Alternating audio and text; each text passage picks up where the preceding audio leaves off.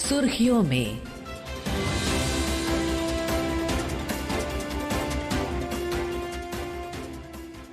ये आकाशवाणी है। प्रस्तुत है कार्यक्रम सुर्खियों में।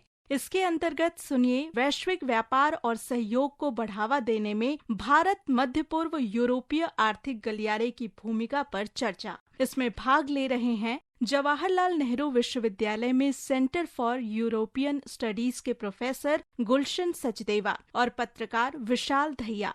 नई दिल्ली में 2023 में आयोजित G20 शिखर सम्मेलन के दौरान लॉन्च किए गए आईमैक यानी कि भारत मध्य पूर्व यूरोप आर्थिक गलियारे का असली मकसद यूएई, सऊदी अरब, जॉर्डन, इजराइल और यूरोपीय संघ के माध्यम से भारत, यूरोप और मध्य पूर्व को जोड़ना है।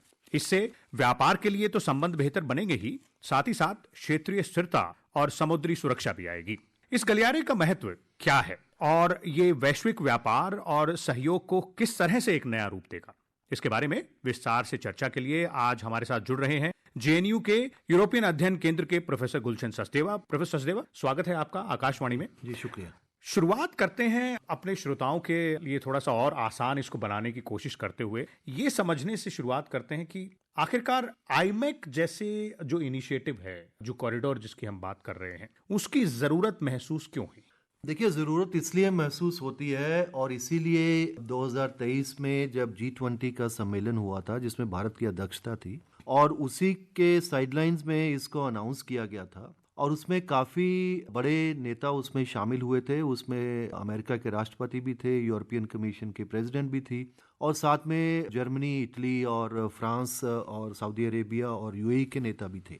तो उस टाइम उन लोगों ने ये सोचा कि जिस तरह से काफ़ी व्यापार बढ़ रहा है दुनिया में और जहाँ से व्यापार हो रहा है जिन रास्तों से, वहाँ पे काफ़ी दिक्कतें आ रही हैं और ख़ास तौर से अगर हम देखें भारत और यूरोप के बीच में जो व्यापार हो रहा है, ऐसा नहीं है कि व्यापार नहीं हो रहा है, लेकिन उसमें सुएज कैनाल के थ्रू हमारा काफ़ी जो है सामान जाता है और वहाँ पे काफ़ी भीड़ हो जाती है। अगर कहीं किसी कारण से, जैसा अभी हमने देखा इधर अभी युद्ध जो हुआ है मिडल ईस्ट की तरफ, उसके बाद से कोई अटैक भी किसी शिप पे हो सकते हैं। तो इसलिए अगर अल्टरनेटिव 2-3 रहते हैं तो वो हमेशा स्ट्रेटेजिक तौर से भी और वाणिज्य के तौर से भी वो ठीक रहते हैं।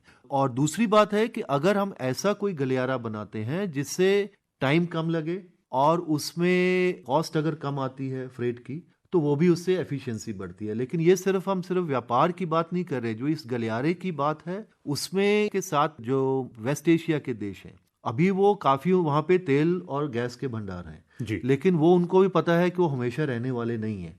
तो सब वो तैयारी कर रहे हैं कि उसके बाद क्या करेंगे। तो ग्रीन हाइड्रोजन की तरफ काफ़ी उन्होंने इन्वेस्ट करना शुरू किया है। वैसे ही यूरोप के जो देश हैं वो भी काफ़ी जो है वो एनर्जी ट्रांजिशन अपना कर रहे हैं।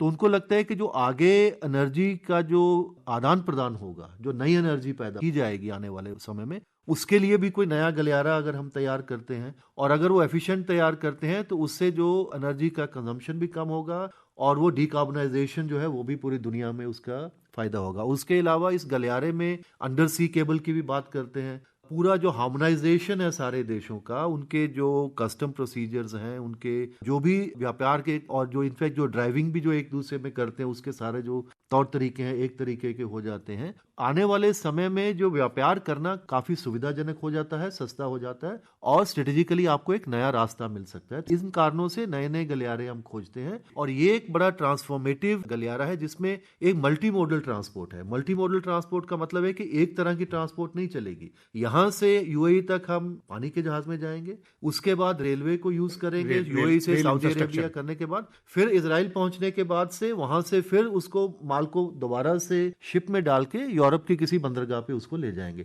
और यूरोपीय देशों में हाल फिलहाल में फ्रांस, इटली, इन सब ने बहुत इस प्रोजेक्ट में इंटरेस्ट दिखाया है। अब उनको ये लगता है क्योंकि यूरोपीय देश जो है वो उनके अपने बड़े बड़े पोर्ट्स हैं और उनका बहुत बड़े व्यापार उनका है सारी दुनिया के साथ। तो उनको ये लगता है क्योंकि अगर ये गलियारा चल निकलता है तो इसके अंदर से बहुत उनको व्यापार की नई संभावनाएं हैं और जिस भी किसी बंदरगाह के वहाँ ये जुड़ जाएगा, जहाँ से मेन इसका एंट्री पॉइंट यूरोप में हो जाएगा, वहाँ पे उनको बहुत उसके तरक्की हो सकती है, वहाँ उनको बहुत उनका फायदा हो सकता है। जैसा पहले जब शुरू में 2023 में बात हुई थी तो ये था कि इजराइल से वो ग्रीस में पहुंचे, ग्रीस में। उसके बाद अभी फ्रांस ने ऑफर किया है कि हमारा जो है वो मार्से का जो पोर्ट है वो भी पूरे मेडिटेरेनियन रीजन में बहुत बड़ा पोर्ट है, उसके लिए हम उसको तैयार हैं इसमें कनेक्ट करने के लिए।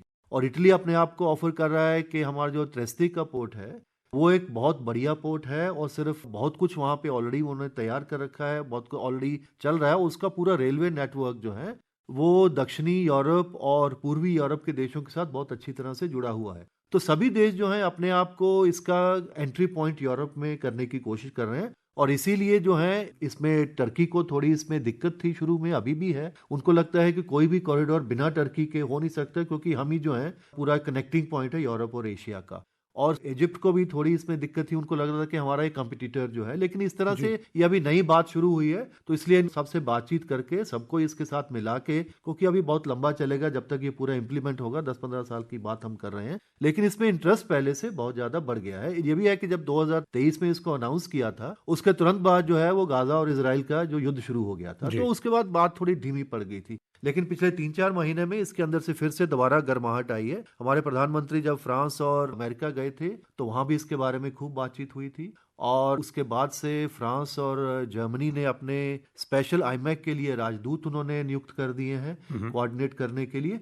और यूरोपीय संघ अपना जो पूरा ग्लोबल गेटवे का उनका जो बड़ा पूरा इंफ्रास्ट्रक्चर प्रोजेक्ट है वो इसके साथ वो जोड़ना चाहते हैं। तो इंटरेस्ट सबको इसमें बना हुआ है, और सऊदी अरेबिया और यूएई को शायद ये लगता है कि इसके साथ जो उनका जो रेलवे नेटवर्क जो बनाना चाहते हैं वो काफी इकोनॉमिकल हो जाएगा, क्योंकि अदरवाइज उसके अंदर जो इन्वेस्टमेंट लगेगी वो शायद रिटर्न नहीं आ पाता। इकोनॉमिक कॉरिडोर होगा तो उनको जो आरओआई जिसको बोलते हैं, रिटर्न ऑन इन्वेस्टमेंट, वो बहुत जल्दी और आसानी से मिल पाएगा। भारत पर आते हैं। भारत के लिहाज से प्रोफेसर सचदेवा, अगर हम समझने की कोशिश करें रणनीतिक नजरिए से भी और व्यापारिक नजरिए से भी, आईमैक महत्वपूर्ण क्यों है? देखिए, एक तो सबसे बड़ी चीज ये है कि इस पूरे जो गलियारे में अगर आप देखें, दो बड़े बिंदु हैं, एक मध्य पूर्व का या वेस्ट एशिया जिसको हम बोलते हैं, दूसरा यूरोप है, और इन दोनों क्षेत्रों के साथ हमारा सबसे बड़ा व्यापार है। तो ऑलरेडी व्यापार वहां पे हो रहा है, ऐसा नहीं है कि कोई नया व्यापार हमको कोई वहां पे पैदा करना है। हम सिर्फ ये कह रहे हैं कि जो व्यापार ऑलरेडी हमारा गल्फ के साथ, जो यूरोप के साथ हो रहा है, उसको कैसे हम सस्ते तरीके से वहां पे उसको पहुंचा पाएं, उसको पूरा हार्मोनाइजेशन वहां के कस्टम अथॉरिटीज के साथ, वहां के बाकी सारी एजेंसीज के साथ करके, पूरे प्रोग्राम को डिजिटाइज करके, एक दूसरे के साथ उसका मिलाप करके, तो ये कैसे हम उसको एफिशिएंट कर सकते हैं। अगर वो व्यापार बढ़ता है तो ऐसा नहीं है कि सिर्फ हम इसको मुंबई या मुंद्रा पोर्ट से कनेक्ट करेंगे, उसको कनेक्ट करने के लिए हमको अगर व्यापार बढ़ता है तो वो इंफ्रास्ट्रक्चर भारत के अंदर भी बनाना पड़ेगा जी, क्योंकि अगर वो उनको यहाँ हम लिंक नहीं करेंगे तो सिर्फ वहां लिंक करने का कोई फायदा नहीं है। तो उसका एक नतीजा ये भी हुआ कि हमारे जो भारत के अंदर जितने सारे जो प्रोग्राम हमारे चले हुए हैं, गति शक्ति है और दूसरे हैं, और प्रोजेक्ट मौसम है, प्रोजेक्ट दूसरे हैं, सागर है, तो वो सारे के सारे जो हमारे प्रोजेक्ट्स हैं उनको भी इसके अंदर फायदा हो सकता है, और उनका जो इन्वेस्टमेंट हम उनके अंदर कर रहे हैं, और जो इन्वेस्टमेंट और तेजी से बढ़ सकती है क्योंकि उसको रिटर्न ऑन इन्वेस्टमेंट जैसे आप कह रहे हैं, मतलब डोमेस्टिक इंफ्रास्ट्रक्चर कनेक्टिविटी प्रोजेक्ट जो हैं उनका और बेहतर नतीजे देखने को मिलेंगे अगर आईमैक की जब शुरुआत होती है तो। लेकिन एक और महत्वपूर्ण बात यहां आती है भारत के लिहाज से, अगर देखने की कोशिश करें कि आपने कहा लॉजिस्टिक कॉस्ट में कमी आएगी, लेकिन मैरीटाइम सिक्योरिटी के एंगल से भी देखें तो भी उतना ही महत्वपूर्ण है, रणनीतिक नजरिए से भी उतना ही महत्वपूर्ण है आईमैक। अभी जिस तरह के पूरी जो स्ट्रेटेजिक सिचुएशन बनी हुई है, जियोपॉलिटिकल सिचुएशन है, कभी भी किसी भी एग्जिस्टिंग जो ट्रेड रूट है वहां पे कोई दिक्कत आ सकती है। वो कोई प्राकृतिक तरीके से भी आ सकती है, जैसे अभी सुएज कनाल में सिर्फ एक शिप वहां पे फंस गया था तो कई दिन तक वहां पे फ्रेट चल नहीं पाया था। तो कोई प्राकृतिक तरीके से हो सकती है, कहीं कोई लड़ाई हो सकती है, कोई आतंकवादी कहीं पे कोई हमला कर सकता है। अगर एक रूट बंद हो जाता है तो इसका मतलब कि आपको वेट करना पड़ेगा जब तक वो रूट खुलेगा नहीं। तो अगर आपके पास 2-3 ऑप्शंस रहेंगे तो उसका मतलब यह है कि कभी भी अगर एक जगह दिक्कत आती है तो आप दूसरी रूट को यूज कर सकते हैं, कोई भी आपको, और स्ट्रेटेजिकली भी आप एक ही रूट के ऊपर डिपेंड नहीं है। और जैसे ही अगर आप इतने कंट्रीज के साथ अगर मेल जोल बढ़ाएंगे, उनके साथ व्यापार है, उनके साथ आपका पूरा इंफ्रास्ट्रक्चर भी जुड़ा हुआ है, तो उससे रणनीतिक संबंध उन देशों के साथ और अच्छे होंगे, एक दूसरे की जो प्रॉस्पेरिटी में दोनों का भागीदारी उसमें बढ़ेगी। शायद इसीलिए इसको आईमैक को मॉडर्न सिल्क रूट भी कहा जा रहा है। तो एक सवाल जो उभर के सामने आता है वो ये आता है कि ये एक बहुत ही विशाल परियोजना है, इसमें कई देश शामिल हैं, अक्रॉस द कॉन्टिनेंट्स है, एशिया, मिडिल ईस्ट, यूरोप, हम बात कर रहे हैं, इंफ्रास्ट्रक्चर बिल्ड करनी पड़ेगी। तो इस तरह की जो विशाल परियोजनाएं हैं, बेहतर तरीका क्या होगा उनको लागू करने के लिए, उनको संचालन करने के लिए उसका, और जो भी इंफ्रास्ट्रक्चर चाहिए उसको बनाने के लिए? क्योंकि ये बहुराष्ट्रीय प्रोजेक्ट है, लंबे समय का प्रोजेक्ट है, कई कंट्रीज इसके अंदर इन्वॉल्व है और कई तरह के प्रोजेक्ट्स हैं। इसमें आप रेलवे की बात कर रहे हैं, शिपिंग की बात कर रहे हैं, एनर्जी ट्रांजिशन की बात कर रहे हैं, एनर्जी को ट्रांसपोर्ट करने की बात कर रहे हैं। तो तरह तरह की चीज़ें इसके अंदर हैं, पूरे हार्मोनाइजेशन की बात हम कर रहे हैं।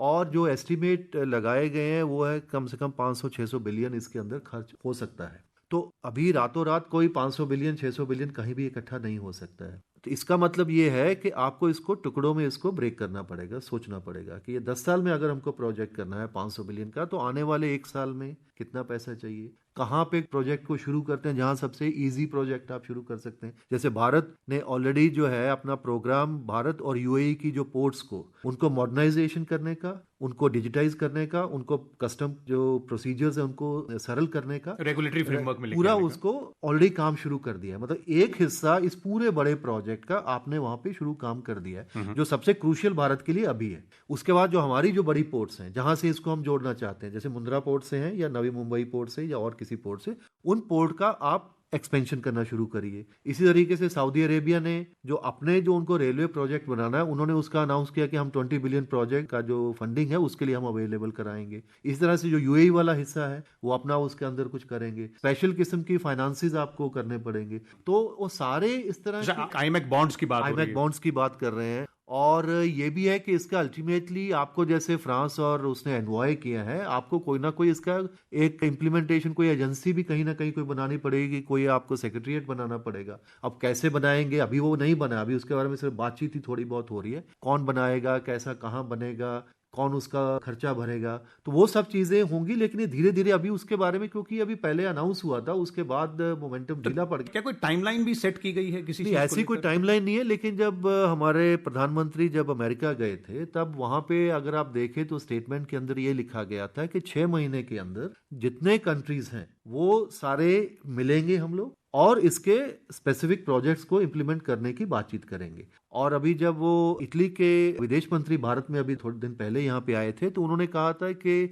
हम जो इटली में अभी जल्दी ही सारे इन देशों के विदेश मंत्रियों की एक मीटिंग करने वाले हैं आईमेक के बारे में। तो अभी वो प्रेपरेटरी वर्क एक तरीके से वो चल रहा है, लेकिन और इसके बारे में आपको बहुत सारी फिजिबिलिटी स्टडीज भी करानी पड़ेगी, क्योंकि हम कह रहे हैं कि 30% कम होगा, 40% तो टाइम कम लगेगा, लेकिन एग्जैक्टली वो देखेंगे जो एक्सपर्ट्स हैं, कहाँ से लगेगा, कैसे लगेगा, कौन सा रूट सबसे बेटर है। तो इस तरह से बहुत सा काम करना पड़ेगा, लेकिन उसको आप ये करना पड़ेगा कि पहले 2 साल में क्या काम करेंगे, फिर एक मीडियम टर्म प्लान बनाना पड़ेगा, फिर आपको लॉन्ग टर्म प्लान बनाना पड़ेगा, और इस तरह से उसकी फंडिंग आपको अलग अलग तरीके से उसकी मोबिलाइज करनी पड़ेगी। लेकिन इसका सबसे बड़ा फायदा ये है, क्योंकि सिर्फ एक कंट्री का नहीं है, उससे कॉम्प्लिकेशंस भी हैं, लेकिन उसका फायदे भी हैं। जैसे चाइनाज बीआरआई, उनका अपना प्रोजेक्ट था, अपना डिजाइन था, अपना पैसा था, तो उसका एक फायदा यह है कि आप जल्दी से आप उसको इम्प्लीमेंट कर सकते हैं, लेकिन उसके कई नुकसान भी आपको झेलने पड़ सकते हैं, जियोपॉलिटिकल भी, इकोनॉमिक भी। लेकिन यहाँ पे क्योंकि आप बहुत सारे एजेंसीज को इन्वॉल्व करेंगे, बहुत सारे कंट्रीज को इन्वॉल्व करेंगे, तो उसमें थोड़ा वक्त लग जाता है। Shared responsibilities and of course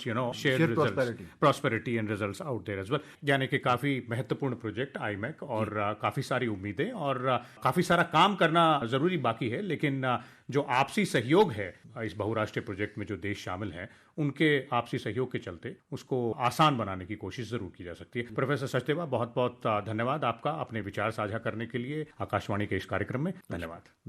अभी आप सुन रहे थे वैश्विक व्यापार और सहयोग को बढ़ावा देने में भारत मध्य पूर्व यूरोपीय आर्थिक गलियारे की भूमिका पर चर्चा। इसमें भाग ले रहे थे जवाहरलाल नेहरू विश्वविद्यालय में सेंटर फॉर यूरोपियन स्टडीज के प्रोफेसर गुलशन सचदेवा और पत्रकार विशाल धैया। यह कार्यक्रम आकाशवाणी के समाचार सेवा प्रभाग द्वारा प्रस्तुत किया गया। इसे आप हमारे mobile app news on AIR और YouTube channel news on AIR official पर भी सुन सकते हैं। इस कार्यक्रम के संबंध में अपनी प्रतिक्रिया आप हमें ईमेल या व्हाट्सएप के माध्यम से भेज सकते हैं। ईमेल का पता है airnsttalks@gmail.com और व्हाट्सएप नंबर है 9289094044। सुर्खियों में।